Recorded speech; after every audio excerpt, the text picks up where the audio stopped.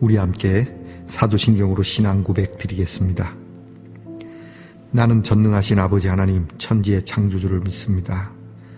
나는 그의 유일하신 아들 우리 주 예수 그리스도를 믿습니다. 그는 성령으로 잉태되어 동정녀 마리아에게서 나시고 본디오 빌라도에게 고난을 받아 십자가에 못 박혀 죽으시고 장사된 지 사흘 만에 죽은 자 가운데서 다시 살아나셨으며 하늘에 오르시어 전능하신 아버지 하나님 우편에 앉아 계시다가 거기로부터 살아있는 자와 죽은 자를 심판하러 오십니다. 나는 성령을 믿으며 거룩한 공교회와 성도의 교제와 죄를 용서받는 것과 몸의 부활과 영생을 믿습니다. 아멘. 오늘 우리 함께 부를 찬송은 찬송가 191장입니다. 내가 매일 기쁘게 찬송가 191장을 함께 부르겠습니다.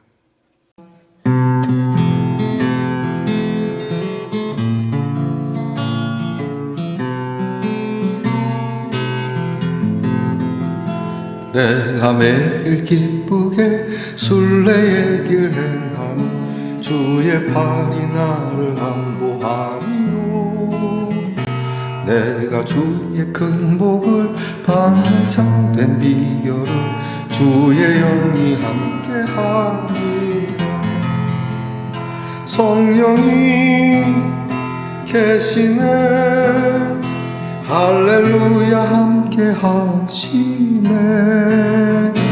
좁은 길을 걸으며 밤낮 기뻐하는 것 주의 영이 함께함이라. 전에 죄에 빠져서 평안함이 없을 때 예수 십자가의 공로 힘입어 그 발 아래 엎드려 찬양과 얻으며 주의 영이 함께함이라. 성령이 계시네. 할렐루야 함께하시네. 좁은 길을 걸으며 밤낮 기뻐하는 것 주의 영이 함께하니라. 나와 동행하시고 모든 염려하시니 나는 숲의 새와 같이 기쁘다. 내가 기쁜 마음으로 주의 뜻을 행하며 주의 영이 함께함이라. 성령이 계시네. 할렐루야 함께하시네. 좁은 길을 걸으며 밤낮 기뻐하는 것 주의 영이 함께함이라. 세상 모든 욕망과 나의 모든 정욕은 십자가에 이미 못을 박았네. 어두운 밤이 지나고 무거운 짐 벗으니 주의 영이 함께함이라. 성령이 계시네. 할렐루야 함께하시네. 좁은 길을 걸으며 밤낮 기뻐하는 것 주의 영이 함께하니라.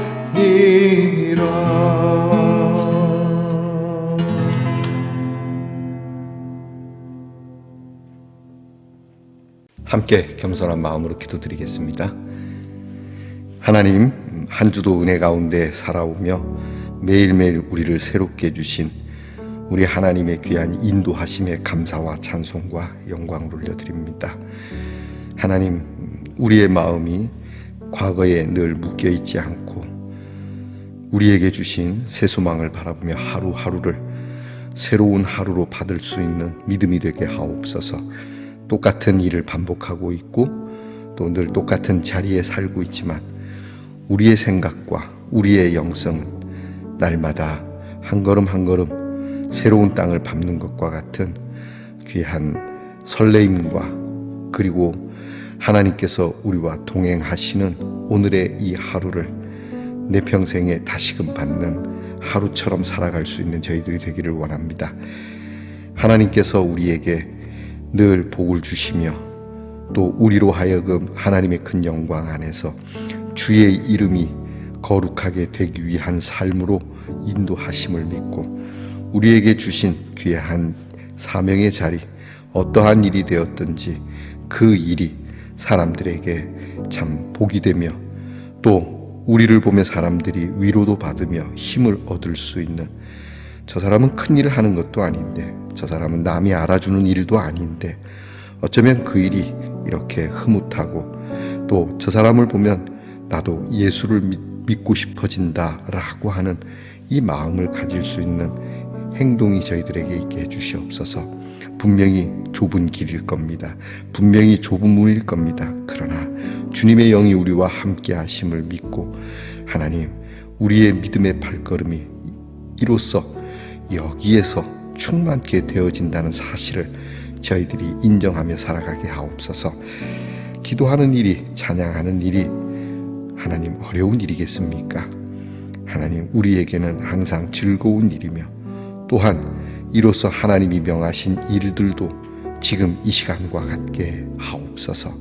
아프고 병든 성도들을 위하여 늘 기도합니다. 한 주 동안도 그 병상의 자리에서 얼마나 힘들고 또 답답해하고 어쩌면 포기할 줄도 모르는 그런 마음인데 하나님께서 어루만져 주시고 하나님께서 소망을 주시고 하나님께서 그 병상에서 얼마나 크게 역사하시는지를 하나님, 저들에게 큰 은혜를 주시옵소서. 아버지 하나님, 우리의 자녀들을 위하여 기도합니다. 성령과 함께하는 공부요, 성령과 함께하는 나라를 지킴이요, 성령과 함께하는 직장의 일이요, 성령과 함께하는 나그네의 길, 그 어느 것 하나 주의 영이 함께 하지 않는 일이 없는 우리의 자녀들이 되게 하옵소서. 오늘도 하나님의 말씀을 열어 귀한 말씀을 저희들이 눈으로 봅니다. 우리의 생각에만 그치지 않게 하시고 성령께서 조명해 주시는 대로 하나님의 지혜와 명철과 그리고 하나님의 능력으로 말씀을 받게 하옵소서. 듣겠나이다 말씀하옵소서라고 하는 겸손한 마음이 이 말씀의 결실을 내는 우리 말씀 농단의 성도가 되게 하옵소서. 예수님 이름으로 기도합니다. 아멘. 오늘 함께 나눌 묵상의 말씀은 마태복음 9장 14절로 17절까지의 말씀입니다. 마태복음 9장 14절로 17절까지의 말씀을 저와 함께 소리를 내어 같이 읽겠습니다. 그때 요한의 제자들이 예수께 나와 이르되 우리와 바리새인들은 금식하는데 어찌하여 당신의 제자들은 금식하지 아니하나이까? 예수께서 그들에게 이르시되 혼인집 손님들이 신랑과 함께 있을 동안에 슬퍼할 수 있느냐? 그러나 신랑을 빼앗길 날이 이르리니 그때에 금식할 것이니라. 생배 조각을 낡은 옷에 붙이는 자가 없나니 이는 기운 것이 그 옷을 당기어 헤어짐이 더하게 되며 새 포도주를 낡은 가죽 부대에 넣지 아니하나니 그렇게 하면 부대가 터져 포도주도 쏟아지고 부대도 버리게 됨이라. 새 포도주는 새 부대에 넣어야 둘이 다 보전되느니라. 아멘. 말씀의 동산 성도 여러분, 지난밤 편안히 잘 주무셨습니까? 주님의 이름으로 문안드립니다. 어느덧 또 한 주를 이렇게 보내게 되었습니다. 한 주 여러분 살아오시느라 고생하셨습니다. 수고하셨습니다. 특별히 아무 일도 하지 않았어도 수고한 것은 맞습니다. 여러분이 여러분을 격려하고 치하하고 여러분과 함께 살아가는 이들에게 수고했다라는 말 한마디 잊지 않으시길 바랍니다. 자, 여러분 오늘은 어떻습니까? 네, 좋습니다. 이 노트가 들어있군요. 일기장으로 써도 될 것 같은데 매일매일 참 고단한 삶을 살지만 씁쓸한 일도 있지만 그래도 꼭 하나씩 사랑의 일들을 기록해 보는 것도 좋을 것 같습니다. 자, 여러분 오늘은 어떻습니까? 좋습니다. 마태복음 49번째 시간입니다. 오늘 말씀에는 그 유명한 예수님의 말씀이 있습니다. 새 술은 새 부대에 넣어야 한다. 일상에서 이루어지는 삶의 지혜에 대한 그러한 내용을 예수님께서 말씀하시면서 지혜를 가르쳐 주시고 있습니다. 깊은 영적인, 그리고 우리의 삶에 꼭 필요한 태도를 말씀하시는 거죠. 새 술은 새 부대에 넣어야 한다. 이유가 뭘까요? 새 술, 이제 막 술을 만든 이 포도주는 발효가 되는 술이기 때문에 팽창하게 됩니다. 그래서 이 발효되는 가스, 팽창되는 이것 때문에 부대가 탄력이 좋은 부대에 넣어야지, 탄력성이 없는 부대에 넣게 되면 이것이 견디지 못하고 터지게 돼서 술도 버리고 부대도 버리게 된다라고 하는 겁니다. 술을 조금 넣으면 상관이 없겠지만 예수님이 말씀하시는 조금 넣는 것이 아니고 가득 넣는 것을, 일반적으로 넣는 것을 이야기하는 것이죠. 자, 저와 여러분이 오늘 이 말씀을 모르는 것은 아닐 겁니다. 삶의 많은 부분에 이것은 적용이 됩니다. 특별히 우리가 예수님을 믿고 예수님을 영접하는 일에, 예수님의 말씀을 받아들이는 일에 이와 같아야 한다라고 하는 것이죠. 오늘 성경의 세례 요한의 제자들이 예수님의 제자들과 그렇게 이야기를 나누게 되는 겁니다. 그러면서 이들이 예수님의 제자에서 끝이지 아니하고 예수님께까지 나오죠. 예수님께 와서 물어봅니다. 우리하고 바리새인들은 이렇게 금식을 하는데 어째서 금식하지 않습니까? 당신의 제자들은 금식을 안 합니다. 어찌된 일입니까? 금식을 왜 하죠? 금식해야 하는 이유가 있겠죠, 그렇죠? 그런데 진짜 금식해야 할 이유보다 어떤 전통에 따른, 절기에 따른, 여러분 교회에서 이제 교회 특징마다 매년 요맘때가 되면 뭘 한다라는 게 있습니다. 크게 여름에 수련회 또는 어떤 동절기나 또 하절기에 부흥회, 그런 거 하면 교회가 정한 정기적인 시즌에 이런 금식과 철야 이런 걸 합니다. 하면 물어봅니다. 왜 하는 거죠? 이 왜 하는 줄 알아야 되는 겁니다. 그냥 하면 좋지. 억지로 이유를 짜내는 것이 아니라 여기에는 분명한 이유가 있어야 하는 것이죠. 이런 것이 없다면 이것은 하나의 종교 행위일 뿐 믿음의 일은 아니라고 하는 것이죠. 금식, 이것은 분명히 슬픈 일입니다. 금식은 하나님의 뜻을 구하고 오늘 우리의 고통을 하나님 앞에 아뢰는 기도의 방편이기도 하지요.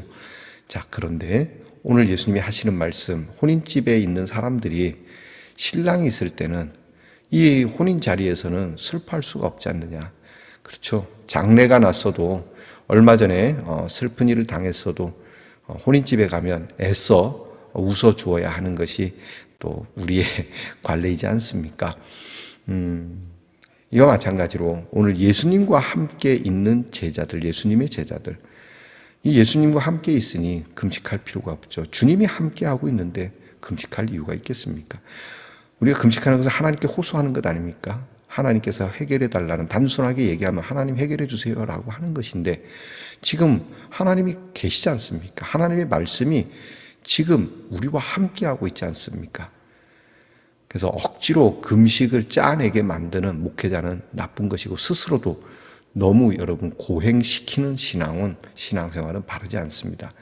주님의 영이 우리와 함께하고 있으니, 그렇다고 해서 여러분 금식이 무용지물이라는 건 아닙니다. 여러분의 마음이 참 많이 슬프고 힘들 때, 그럴 때 하나님께 진짜 호소하고 싶을 때 금식하셔도 됩니다. 하지만 우리의 믿음이 금식에 의존하는 믿음은 아니라고 하는 것이죠. 이와 마찬가지로 오늘 예수님께서 우리에게 주시는 말씀은 그겁니다. 오늘 주님의 말씀, 주님의 영이 우리와 함께 하는데 이것을 너희가 받아들이려면 전통을 깨야 한다. 너희들이 가지고 있는 고정관념은 깨야 한다. 이 고정관념이 무서운 겁니다. 이게 생각이 때로는 진실과 그리고 항상 바른 쪽으로 움직일 수 있는 준비가 돼야 되고, 그리고 그것이 내가 그동안 그렇게 해왔어도 여러분 그 움직이는 게 어렵지만 거기에서 뽑아서 다른 데로 옮겨 심을 수 있는 자세가 되어야 됩니다. 그렇지 않으면 내가 있는 곳이 썩은 곳이 되었는데도 움직이지 못하는, 결국 하나님의 말씀을 받지 못하는 것이죠. 저와 여러분이 하나님의 말씀을 받지 아니하고 우리 예수님을 영접하지 아니하면 여기에는 큰 문제가 따를 수밖에 없죠. 또한 말씀은 받는데 그냥 내 옛 습관을 가지고 하나님의 말씀을 받으면 여러분 둘 다 못 쓰게 됩니다. 하나님의 말씀도 참 여러분에게는 소용이 없는 것이 되는 것이고 여러분들도 피폐해진다는 겁니다. 그러니까 분명하게 해야 합니다.